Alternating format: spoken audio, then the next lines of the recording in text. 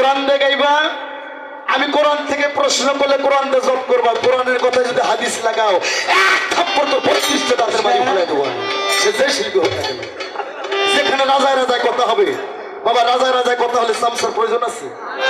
কোরআনটা হচ্ছে মহারাজা, কোরআন দিয়ে কথা বলে তুমি কোরআন দিয়ে জব করবা। হাদিস লাগাইলে তোর ভাড়ে ভাড়ে বল। সে যে শিল্পী হোক না কেন, হাদিস দিয়ে প্রশ্ন করলে হাদিস দিয়ে জব করবা। আর ভাগবত, রামায়ণ, গীতা, চণ্ডী থেকে বললে তুমি সেসব দিয়ে জব করবা। এমন ভাবে গাইবা 36টা ধর্মের লোক যেন বুঝতে পারে গুরু মালটা কি, গুরু বস্তুটা কি, গুরু ধর্মটা কি। ওই বাতাস কর মমের বাতি জ্বালাও, এসকের বাতি জ্বালাও, ওই কলার গান জানে আমার সামনে গাইও না। আমার কিন্তু রাগ ভালো না। সেতুর ওই পার আমার মতন 1200 শিল্পী আর একটাও নাই। সব শিল্পী এটা ঠিক। হ্যাঁ, তুমি কিভাবে গাইবা এখন তুমি বুঝে নাও। তুই আদব কায়দা বিবেক বুদ্ধি, আরে আদব কায়দা বিবেক বুদ্ধি বিশ্ববুদ্ধি প্রেম সোহাগে ভাব বুঝে নাও আগে, গুরুর ভাব বুঝে নেওয়া আগে।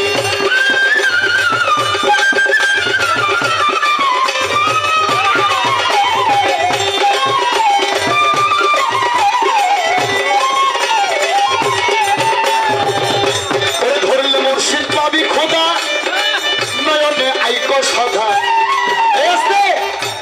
বাংলাদেশে অনেক মৌলবীরা এখন বলা শুরু করছে। হ্যাঁ, অনেক ওয়াহাবি খারিজেরা বলা শুরু করছে। বাবা ছোট বাজার শ্যামল, গানের টাইমে তুই কি করবি কর, ঢোল ফাটলে কালকে একটা কিনবো। এই কয় মুরিদ কি কেন পীর ধরতে হইব? হ্যাঁ, আজকে আমি আনোয়ার সরকার আসছি, কার কি আছে লেগে লেগে পাঠাতেন, নাহলে সামনে এসে জব করেন। ও ধরলে মুর্শিদ পাবি খোদা, আইকো সদা, আদবে তোর সিজদা যারে ভালো লাগে, আরে যারে ভালো লাগে।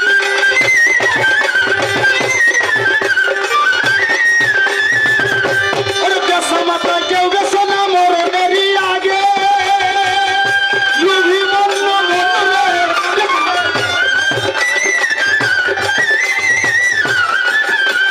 দুদল বান্ধা কোলে মাছের, দুদল বান্ধা কোলে মাছের বিচার হবে। গুরু থেকে ভাব বুঝে নেওয়া আগে, গুরু ভাব বুঝে নেওয়া আগে।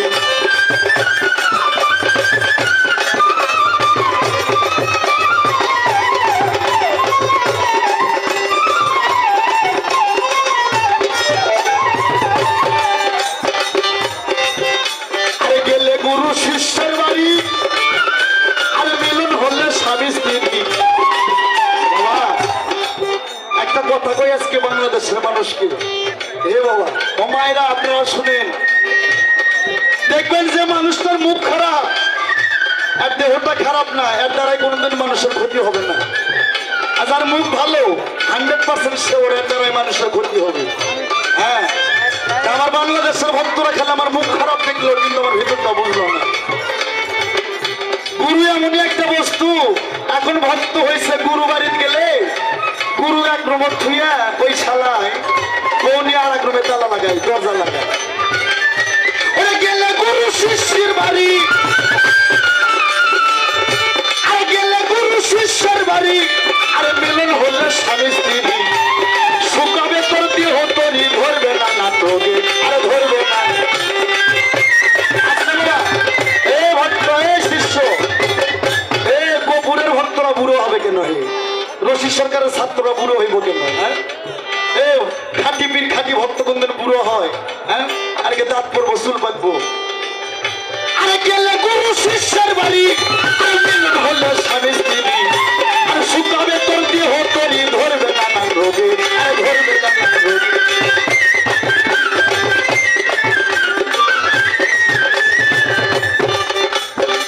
বাবা আমি তো প্রথমত কিছু বলতে পারি না, তবে শিষ্য তুমি চাওয়ার মতন চাইবা, আমি তোমাদের দেওয়ার মতন দেব।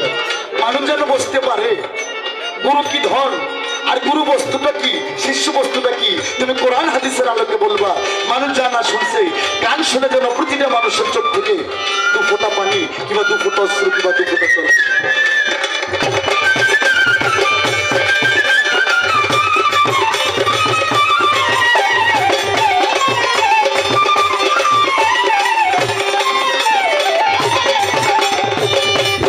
গেলে গুরু শিষ্যের বাড়ি,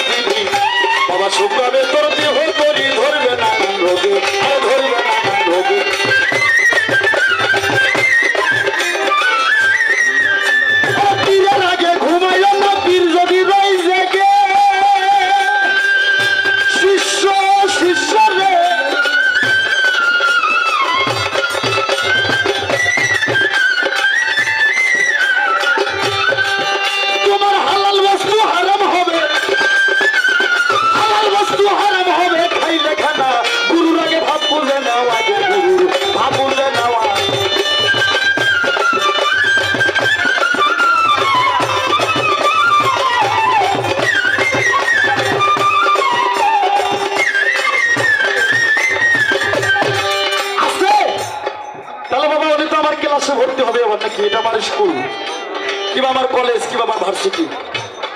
বাবা তুমি কোন জায়গায় থেকে আসছো?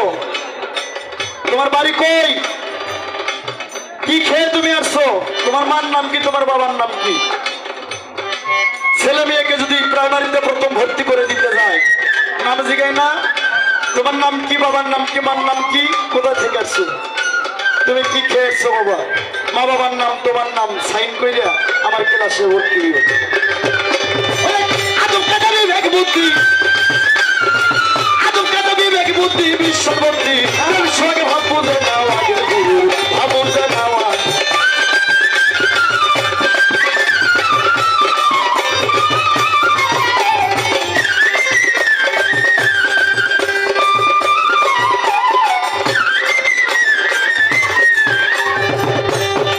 শিষ্যরে ইশারাতে বুঝে নিও আমি সরে আরে কি ধন গুরু রতি প্রিয় তার আগে সই পাবি যখন যাহা লাগে আর যখন যাহা লাগে।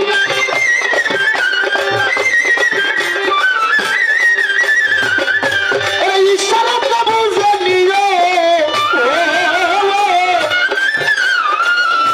আরে কি ধন গুরু রতি প্রিয় চাওয়ার আগে সই পাবি যখন যাহা লাগে আর যখন যাহা লাগে।